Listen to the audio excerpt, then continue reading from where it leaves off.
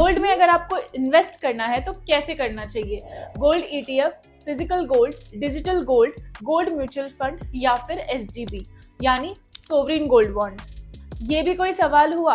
Obviously sovereign gold bond पे invest करना चाहिए। एक तो इसके कोई मेकिंग चार्जेस नहीं होते, प्लस इसमें कोई जीएसटी नहीं लगता, ऊपर से इसमें आपको एनुअली 2.5% का इंटरेस्ट भी मिलता है। तो ये तो बेस्ट डिसीजन हुआ? नहीं। तो फिर क्या है best option to invest in gold?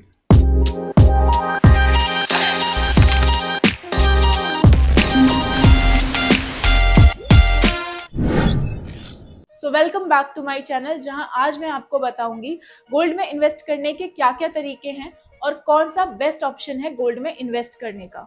क्योंकि अब माँ के लॉकर में पड़े हुए गोल्ड का जमाना तो गया, क्योंकि आज के स्मार्ट इन्वेस्टर्स स्मार्ट तरीके से गोल्ड में इन्वेस्ट कर रहे हैं। ऐसे में अगर आप भी सोच रहे हो 2025 में गोल्ड में इन्वेस्ट करने का, तो इस वीडियो को एंड तक जरूर देखना, क्योंकि एंड में मैं आपको बताऊंगी कि कौन सा तरीका बेस्ट है 2025 में गोल्ड में इन्वेस्ट करने का। अब अगर आपने 31 अक्टूबर 2016 में गोल्ड खरीदा होता तो तब प्राइस चल रहा था 30,500 रुपए पर 10 ग्राम, पर यही गोल्ड 31 में 2025 तक आते आते हो गया 95,000 के आसपास।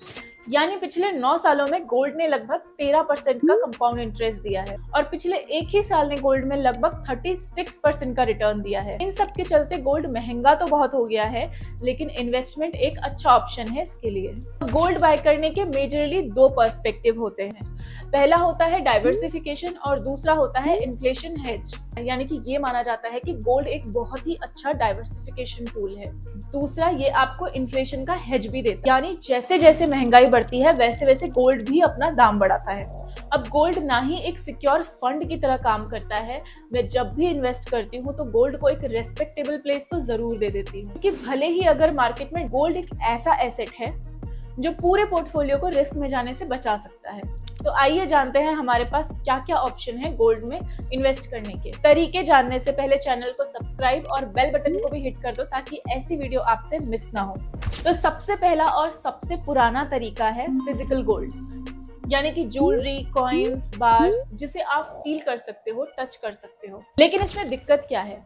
अगर आप ट्रस्टेड ज्वेलर से गोल्ड बाय करते हो तो वहां पे आपके मेकिंग चार्जेस लग जाते हैं, जो कि अराउंड 5 to 8% तो लगते ही हैं। मान लो अगर आप 10 ग्राम का गोल्ड बाय कर रहे हो 60,000 रुपीज में, तो उसके ऊपर आपका 3,000 से 5,000 रुपए तो मेकिंग चार्जेस का ही लग जाएगा, प्लस जीएसटी चार्जेस आपके लग जाएंगे इसमें 3% तक के। नेक्स्ट, यहाँ पे आपका स्टोरेज कॉस्ट भी लग जाता है, यानी कि अगर आपको गोल्ड को स्टोर करके रखना है तो या तो आपको घर में एक अच्छा सा स्टोरेज बॉक्स चाहिए, या फिर यानी कि लॉकर बॉक्स, और या फिर आप बैंक के लॉकर बॉक्स में भी रख सकते हो, बट उसके लिए आपको कॉस्ट पे करनी पड़ेगी। फिजिकल गोल्ड में मिनिमम इन्वेस्टमेंट भी थोड़ी ज्यादा लग सकती है, क्योंकि आप जब भी फिजिकल गोल्ड बाय करने के लिए जाओगे, बुलियन लोगे तो कम से कम आपको 1 ग्राम तो लेना ही पड़ेगा, और या फिर अगर आप कोई चेन लेते हो तो कम से कम 4 to 5 ग्राम तो आप लोगे ही, यानी कि 30 से 40 हजार तक का गोल्ड आपको मिनिमम लेना ही पड़ेगा। प्लस फिजिकल गोल्ड पे आपको कोई इंटरेस्ट भी नहीं मिलता है।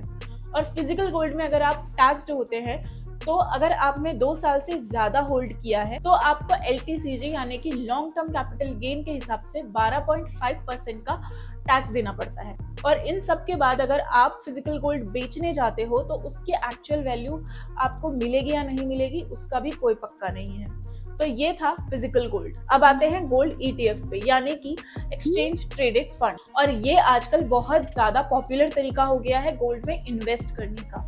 बट ये होता क्या है, आइए समझते हैं। ये एक तरह का म्यूचुअल फंड होता है जो गोल्ड के प्राइस के अकॉर्डिंग चलता है, बट आपको इसमें फिजिकल गोल्ड नहीं मिलता। मतलब कि आपको जैसे फिजिकल गोल्ड में आप ज्वेलरी ले सकते थे, चेन ले सकते थे, आप कुछ भी चीज ले सकते थे, बुलियन ले सकते थे, लेकिन यहाँ पे आपको फिजिकल गोल्ड आप टच नहीं कर सकते उसे। अब इसमें क्या है, आपको मेकिंग चार्जेस नहीं लगते, प्लस आपका कोई स्टोरेज कॉस्ट भी नहीं जाता, 100% प्राइस ट्रांसपेरेंसी रहती है। और गोल्ड ETF में आप मिनिमम 50 रुपए से 100 रुपए तक इन्वेस्टमेंट स्टार्ट कर सकते हो। इसकी लिक्विडिटी जबरदस्त है, यानी कि आप कभी भी बाय एंड सेल कर सकते हो। इसमें भी आपको कोई इंटरेस्ट नहीं मिलता एंड ये हाईली रेगुलेटेड है, बट इसमें आपको सालाना एक्सपेंस रेशियो के चार्जेस भी देने पड़ते हैं, जो कि अराउंड 0.2% टू 0.5% तक हो सकता है। टैक्स एज इट इज रहेगा जैसा फिजिकल गोल्ड में था, सेम। अब गोल्ड ETF में बहुत सारे ETF हैं, मिराई एसेट का गोल्ड ETF है, टाटा का गोल्ड ETF है, निप्पॉन का है, इस तरह कई सारे गोल्ड ETF लिस्टेड है।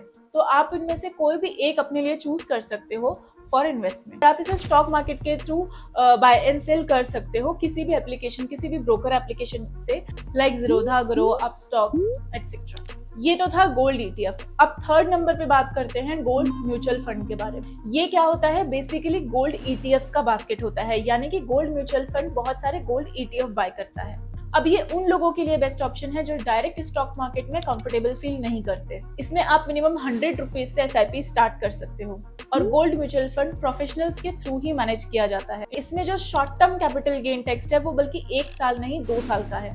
गोल्ड ETF तो एक्सपेंस रेशियो के चार्जेस लेता ही है। अब म्यूचुअल फंड और उसके ऊपर एक्सपेंस चार्जेस लेता है। ये आपका 0.1% से 0.2% तक हो सकता है, जिसकी वजह से आपके रिटर्न कम होने के चांसेस हो सकते हैं। अब आते हैं सबसे यंग एंड डिजिटल जनरेशन के ऑप्शन पे, यानी कि डिजिटल गोल्ड। डिजिटल गोल्ड आप बहुत से एप्लीकेशंस के थ्रू आप ले सकते हो, लाइक पेटीएम हो गया, गूगल पे है, फोन पे है, या फिर MMTC। और सबसे मजे की बात, आप यहाँ पे 1 रुपए से, सिर्फ 1 रुपए से भी गोल्ड बाय कर सकते हो। अब डिजिटल गोल्ड के साथ कुछ फायदे और नुकसान भी है, आइए चलिए देखते हैं। मेकिंग चार्जेस 0 है, GST आपका फिर भी लगेगा, स्टोरेज कॉस्ट बिल्कुल नहीं है, और सबसे बड़ा बेनिफिट जो मुझे लगता है कि आप डिजिटल गोल्ड में सिर्फ 1 रुपीज से भी इन्वेस्टमेंट स्टार्ट कर सकते हैं। इसकी लिक्विडिटी भी बढ़िया रहती है, जब चाहो आप बाय एंड सेल कर सकते। बट अगर इंटरेस्ट की बात करें तो वो इसमें भी नहीं मिलता। बड़ा ड्रॉबैक ये है कि डिजिटल गोल्ड रेगुलेटेड नहीं। दूसरा, आप जब भी किसी ऐप में देखोगे तो बाइंग प्राइस हमेशा ज्यादा और सेलिंग प्राइस हमेशा कम दिखती है, जिनके कारण आपके लॉस होने के चांसेस ज्यादा हो सकते हैं। और टैक्स का क्राइटेरिया इसमें भी एज इट इज रहता है, जैसा फिजिकल गोल्ड में था। अब आते हैं ऑप्शन 5 पे, जो कि है सोवरिन गोल्ड बॉन्ड, SGB। इसे RBI रिलीज करता है। इसमें गोल्ड के प्राइस का बेनिफिट तो मिलता ही है, बल्कि आपको इसमें 2.5% का एनुअली इंटरेस्ट भी देखने को मिलता है। लॉक इन पीरियड 8 साल का होता है, लेकिन आप 5 साल बाद निकाल। No making charges, no GST, और मेच्योरिटी पे कैपिटल गेन भी टैक्स फ्री। तो ये था सोवरिन गोल्ड बॉन्ड के बारे में। तो अब बात करते हैं, अगर आपको 2025 में गोल्ड में इन्वेस्ट करना है तो which is the best option to invest in gold.